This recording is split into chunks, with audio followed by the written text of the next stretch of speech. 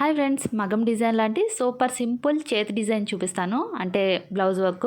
First అయితే దీనికి కావాల్సిన మెటీరియల్ చూపిస్తాను. 2 రకాల సిల్క్ దారాలు, 1 కాటన్ దారం, చిన్న size beads, gold colour jewellery rings, gum bottle, 6 number needle కావాలి. ఇంతేనండి మెటీరియల్. ఫస్ట్ అయితే క్లాత్ ఫ్రేమ్ ఫిక్స్ చేసుకుని మనం డిజైన్ ఎక్కడైతే అనుకున్నామో అక్కడ ఈ విధంగా వైట్ పెన్సిల్ యూస్ చేసి ఫ్రీ హ్యాండ్తో వేసేస్తున్నాను.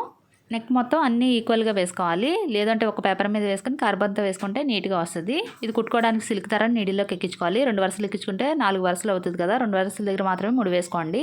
ఇప్పుడు ఒక వైపు నుంచి స్టార్ట్ చేసుకుందాం. ఇదైతే బ్లాక్ థ్రెడ్ తీసుకున్నానండి. అవుట్లైన్ కుట్టుకోవాలి. ఇది గొలుసు కుట్టుకోవాలి. అంటే బేసిక్ స్టిచ్ కాబట్టి ఎవరైనా వేసేయగలుగుతారు. కొత్తగా నేర్చుకునే వాళ్ళు కూడా ఈజీగా వేసుకునే డిజైన్స్ చూపిస్తున్నానండి.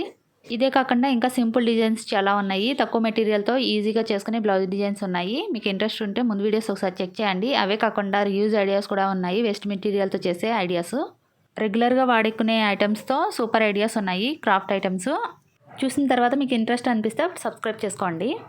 ఇక్కడ వర్క్ వచ్చేసి ఈ చివరి వరకు వచ్చింది కదండి. సెకండ్ వైపు కూడా అంటే 2 సైడ్ కూడా వేసేసుకుంటూ రావాలి. ఈ విధంగానే అవుట్లైను. థ్రెడ్ కలర్స్ అనేవి బ్లౌజ్ శారీ మ్యాచింగ్ని బట్టి తీసుకోవాలి. అంటే ఈ కలరే వేసుకోవాలని ఏమీ లేదు. ఈ చివరికి వచ్చిన తర్వాత నీడిల్ కింద దింపేసుకోవాలి. వెనక వైపు ముడి వేసేసుకోవాలి. ముడి వేసి ఎక్స్ట్రా దారాన్ని కట్ చేసేసుకొని ఇంకొక థ్రెడ్ తీసుకోవాలండి. ఇది గ్రీన్ కలర్ తీసుకున్నాను, లైట్ గ్రీన్. ఇది 4 వరుసలు నీడిల్లోకి ఎక్కించుకోవాలి. 8 వరుసలు అవుతుంది. 4 వరుసల దగ్గర మాత్రం ముడి వేసుకోవాలి. ఇది మొత్తం లోపల లైన్స్ వేసుకుంటూ రావాలి. దగ్గరగా అంటే ఫిల్ చేసుకుంటూ రావాలన్నమాట. లోపల క్లాత్ కనిపించకుండా ఈ గ్రీన్ కలర్తో కవర్ చేసేసేయాలి మొత్తం థ్రెడ్తో.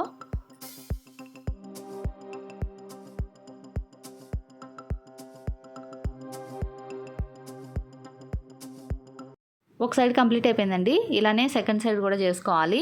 మొత్తం దగ్గరకంటే ఫిల్ చేసుకుంటూ వచ్చేయాలి. ఇదిగోండి కంప్లీట్ అయిపోయింది.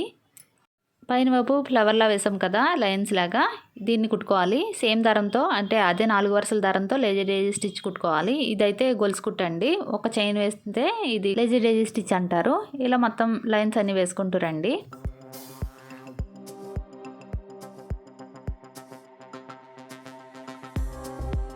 ఫ్లవర్ అయితే కంప్లీట్ అయిపోయింది.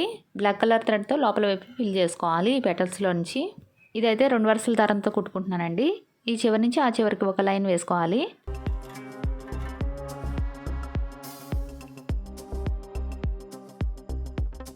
నెక్స్ట్ జ్యువెలరీ రింగ్స్ తీసుకోవాలి. వీటిని స్టిక్ చేసుకుందాము.